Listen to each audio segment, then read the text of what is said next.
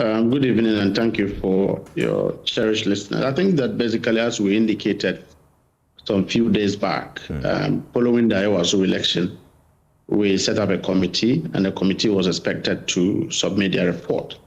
This report was detailed and very professional.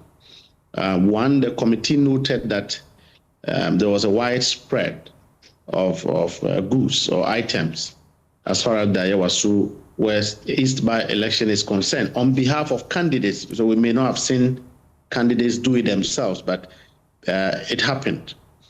Two, they noted that under normal circumstances, the committee's work was more institutional than individual, which presupposed that we test the integrity of the election. So usually the election would have been annulled. However, in our law as a party, we have combed through our constitution and didn't find any provision to that effect that when circumstances of this nature occur, there's an outright provision for us to rely on.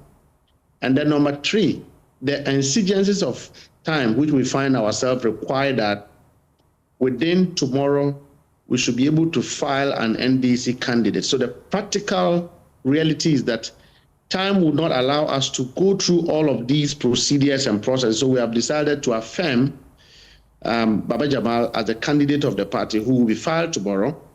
All other aspirants and members of the party will be required to rally their support for us to go into that by-election.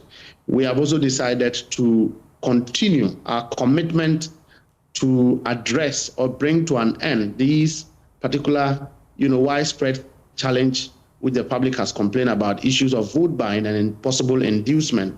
So we have expanded the committee from 3 to 7 for them to continue to work on a modality or some regulation that the party would adopt to regulate our elections from now into the future, involving branch elections, constituency elections, up to national elections, parliamentary and presidential elections, so that as far as the NDC is concerned, under those circumstances, would we be back to the table being called upon to answer issues regarding possible vote buying and inducement as far as elections are concerned. So that is the decision that we have arrived at this evening. So